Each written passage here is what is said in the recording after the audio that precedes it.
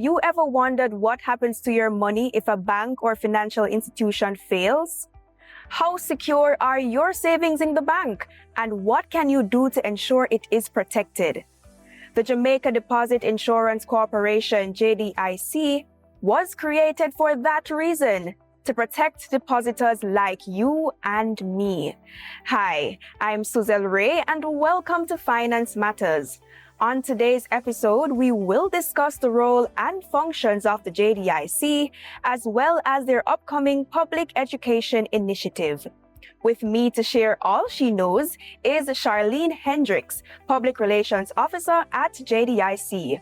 Remember to like, share, and subscribe to our YouTube channel. Follow the Ministry of Finance on Facebook, Instagram, X, LinkedIn, TikTok, and Threads to see all the episodes and highlights. Ms. Hendricks, thank you so much for joining us today. Thank you for having me. Firstly, tell us in more detail the role and function of the JDIC. So the Jamaica Deposit Insurance Corporation was established for the protection of depositors up to $1.2 million in commercial banks, merchant banks, and building societies. And that protection is per depositor, per institution.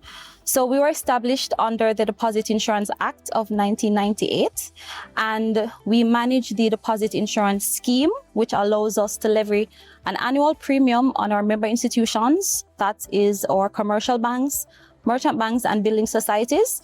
And from those premiums, it goes into what we call the Deposit Insurance Fund. And it is from this fund that in the event that a bank fails, depositors are reimbursed their monies up to $1.2 million. Interesting. So you're telling me that once your financial institution is a member of the deposit insurance scheme, they are covered? Yes. So by law, deposit-taking institutions that are governed or regulated by the Bank of Jamaica, they are required to be members of the deposit insurance scheme to depositors up to the coverage limit of $1.2 million.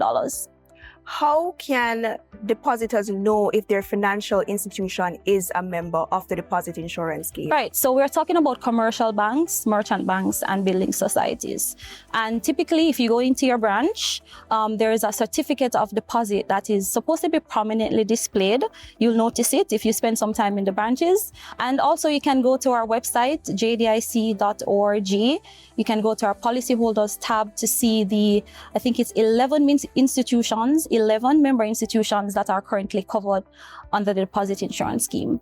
Okay, so the JDIC will be launching a public education initiative to inform Jamaicans about the work that you do and also the deposit insurance scheme. Can you tell us about this upcoming initiative? Right, so at the JDIC, we have an ongoing public education and awareness program. And it is strategic for us. It's how we engage with the public. I know everybody's familiar with the jingle, right? Yes. But we want people to understand what is deposit insurance and how it benefits them. So our public education program does all of that. Now, the expo that we're having in October, the JDIC in the Streets Expo, we had the first one last year on October 31st. It's in commemoration of World Savings Day, observed on October 31st each year. And we were on the lawns of the VM Group in New Kingston. And so this year we're having it again. It was a success last year. And we'll be on the lawns of the VM Group in New Kingston. We've invited our member institutions, we've invited our financial system stakeholders, as well as key government service-centered agencies to come and meet with the public, engage with them, talk with them about the importance of saving. We will be there talking with them about deposit insurance. And we're inviting everybody, if you're in New Kingston on it's a Friday, come on through and be a part of the experience. Are there any services available that will be taking place on the day? What can Jamaicans expect at this expo? Right, sure. So we have several government entities that will be coming through. The Ministry of Finance is one of them. But of course, we also have the Tax Administration of Jamaica. They have their new e-service for registration. Persons can come through and ask questions. If they've been having any challenges, they'll be offering that service there. Persons can come and engage with the National Housing Trust. And we have other agencies that will be there that persons will be able to engage with and learn about their services. We have other initiatives as well under our public education and awareness. So we have public forums, but we also have initiatives where we go into schools and we engage with schools, we engage with students about deposit insurance and primarily about financial literacy. We want them to be able to understand the importance of understanding the financial system and having good money management. So for example, we launched our financial education book, which is targeting students. Well, it's really children aged 8 to 12. It's our Justin, Justina, and the Money Master.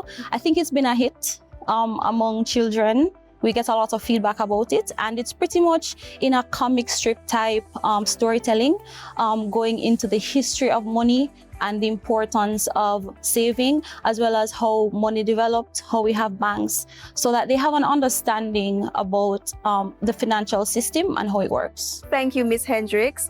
And finally, before we go, can you share with our viewers where we can get more information about the services offered by JDIC? Sure. So we're on social media. We're on Facebook, we're on Instagram and X at JDIC Jam. You can also follow our YouTube channel, that would be Jamaica Deposit, as well as visit our website, www.jdic.org. Thank you so much for coming on our program and telling us about JDIC and the importance of a deposit insurance scheme. Thanks for having me. And thank you for joining us on this episode of Finance Matters. Remember to follow us on social media at MOF Jamaica and tune in next week as we continue to demystify the economic and fiscal policies and initiatives implemented by the government to empower Jamaicans as we chart a path to Jamaica's economic prosperity.